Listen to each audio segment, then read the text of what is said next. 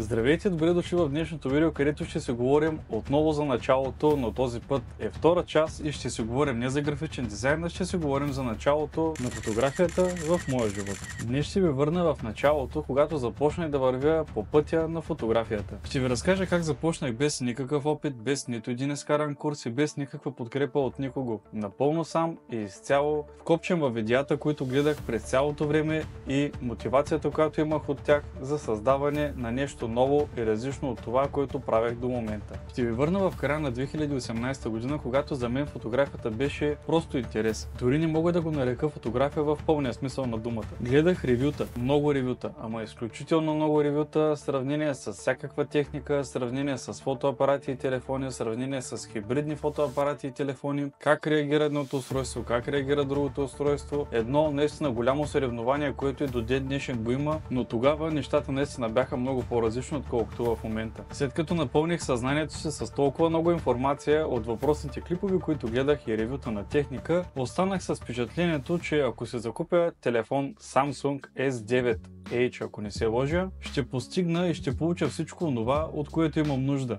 Все пак това беше последен модел телефон, който беше излезнал тази година и ревютата, които гледах, бяха наистина невероятни и аз очаквах, че когато си купя такъв телефон ще получа невероятните кадри, които хората от ревюто получават и освен това ще мога да заснемам в същото време и видео с едно и също устройство, което всъщност не беше на чак толкова драстична разлика в цената от останалите устройства като хибридни фотоапарати, които гледах, но все пак говорим за телефон. Има много повече функции, отколкото един хибриден фотоапарат. Но дали реално беше така? След като го закупих, нямах търпение да пробвам как работи камерата с видео и с снимки. Пробвах абсолютно всякакви настройки, за да направя видео, след това промених настройките и се опитах да направя снимки и всъщност останах крайно разочарован от резултата, когато видях всичките файлове на лаптопа си, понеже екрана там е много по-голям, отколкото на смарт устройството. Там видях шум, ниско качество на картината, а лаптопа ми беше с Full HD екран, а тогава телефона, ако не се лъжа, предлагаше 4K видео, да резултата, който видях на лаптопа си беше покъртителен и нямаше нищо общо с видеята, които представяха в ревюто. Не знам дали изобщо видеята, които гледах на ревютата, бяха направени с Samsung S9H или бяха направени с друго устройство. Това остава мистерия и до ден днешен. След като видях всичко това и изпробвах няколко пъти да видя дали резултата ще бъде променен с различни настройки, направих най-неочакваното. Отново започнах да гледам ревюта и сравнение на техника, но този път не сравнявах телефон с хибриден фотоапарат, а сравнявах хибриден фотоапарат с друг хибриден фотоапарат, понеже хибридните фотоапарати предлагат освен фото, предлагат и видео, което е доста прилично за цената, която гледах аз. И така, след като сравних многократно няколко устройства, на които се бях спрял в определен ценови диапазон, който не беше много висок в случая, се спрях на Panasonic G80. Предполагам и вие ще ме съдите, но тогава и все още са фаворити Canon и Sony, но по параметрите, които гледах за 2018-2019 година, Panasonic наистина предлагаха нещо невероятно, но силата му беше предимно във видеото, а не толкова в фотографията. Все пак предлагаше и двете опции.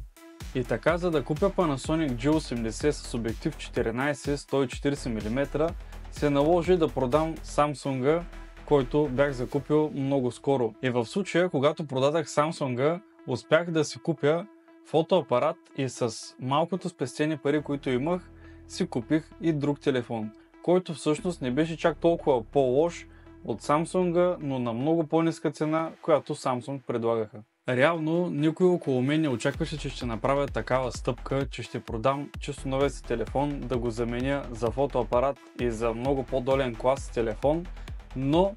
успях да го направя и изненадах всички. И точно така започна моята първа стъпка в фотографията. Както споменах в началото, аз не бях изкарал нито един курс и нямах много знания в фотографията и това, което правех с фотоапарата, когато го получих,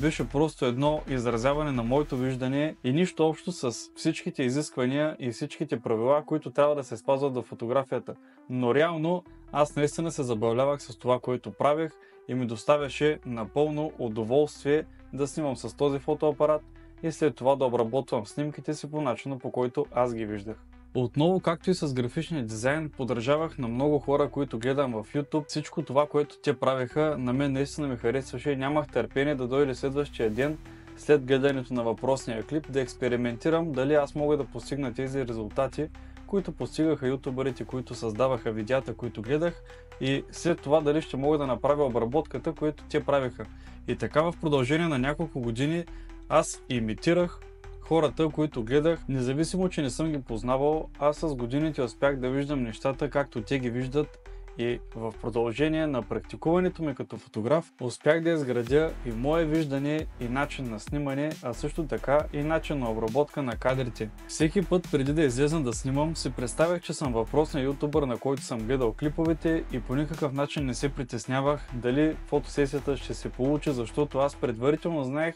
че всичко ще бъде наред, защото знанията, които ми трябваха, бяха в главата ми и аз разполагах с тях. Най-трудното нещо в този период беше да съчетая двата ми интереса: графичния дизайн, който вече имах няколко години опит с него, и новопостъпилия ми интерес с фотографията. Единственото общо между тях беше, че и двете неща ги правех с програмата Photoshop, което от своя страна ми донесе много плюсове, понеже нещата, които научих покрай фотографията, свързани с програмата Photoshop, ми отвориха нови врати и нови възможности, които мога да съчетая в създаването на графичен дизайн. И така, по този начин успях да увелича моите възможности и знания, свързани с програмата. Фотографията, освен че ме направи по-добър творец, ме направи и по-социален човек. Понеже преди фотографията бях наистина един голям интроверт, дори графичният дизайн допринасяше за това, понеже ми доставяше комфорт и удоволствие да го правя вкъщи, да не мърдам никъде, за разлика от фотографията. Благодарение на фотографията започнах да общувам с нови и непознати хора, а освен това беше много интересно, когато ги карам да позират в различни пози, които смятах, че са много добре за мен, но в някои случаи изобщо не бяха, изглеждаха доста кринч. Все пак беше много забавно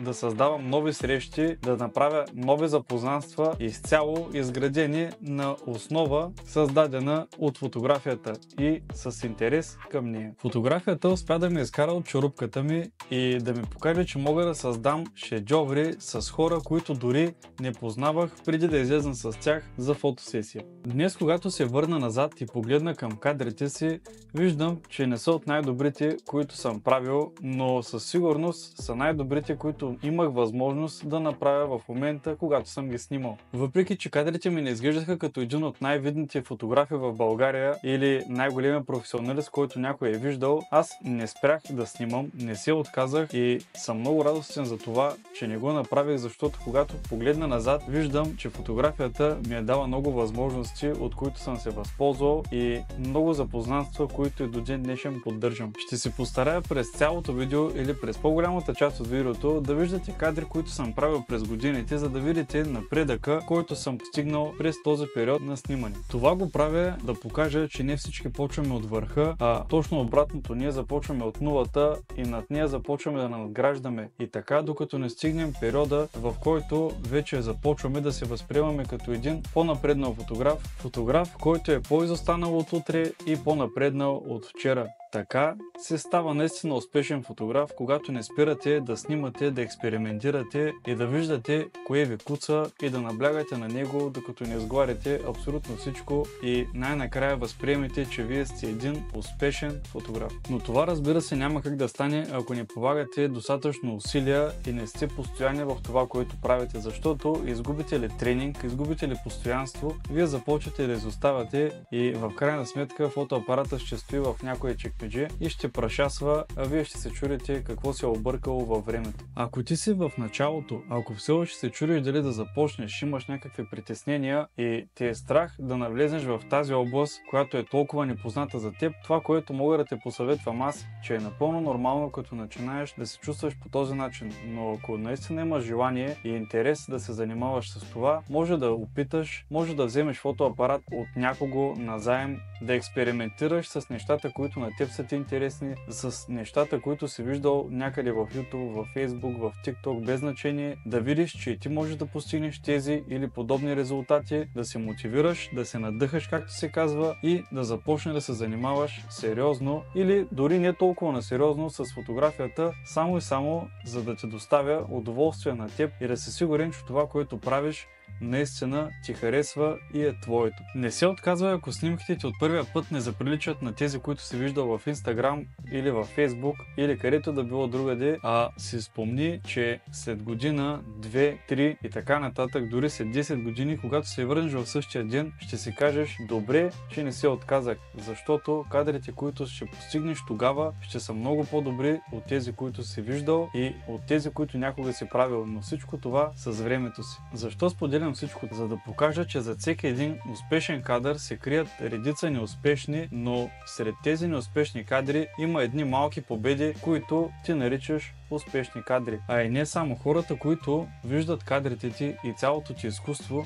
ще виждат това, което си успял да постигнеш. Те няма да виждат лошите кадри, които си направил, но със сигурност ще бъдат впечатлени от добрите кадри, които си публикувал. А в днешно време няма толкова голямо значение с какво снимаш, дали е най-новото на пазара, дали е малко по-старо или тотално старо. Въпросът е да усещаш емоцията, да улавяш момента и да се радваш на това, което си постигнал, и да не спираш да запаметяваш и да запазваш емоциите на теб, на хората около теб и на тези, които те търсят за услугите, които предлагаш. Защото в днешно време нещата не стоят така, както стояха при мен, и напълно нормално и напълно естествено може да направиш много добри кадри само единствено с телефона си. Когато аз започна да се занимавам с фотография, това изобщо не беше така. Затова, ако разполагаш с телефон, не си търси оправдания защо да не почнеш да снимаш, а започни с него, и когато вече усетиш, че имаш нужда от фотоапарат, тогава си го закупи. Това, което искам да не забравяте никога, когато става въпрос за фотография, е, че тя е предназначена да запазвате моменти, да запазвате спомени, за да може, когато един ден въпросният човек или дори вие погледнете снимката и я държите в ръце, да носи емоцията, която ви е носила по време на заснемане, да ви връща във времето и да ви накара да се усмихнете, защото това е целият смисъл на фотографията. И ако усещаш всичко това в себе си и че то се отнася за теб, това, което мога да те посъветвам, е да започнеш още днес, да не отлагаш нито минута,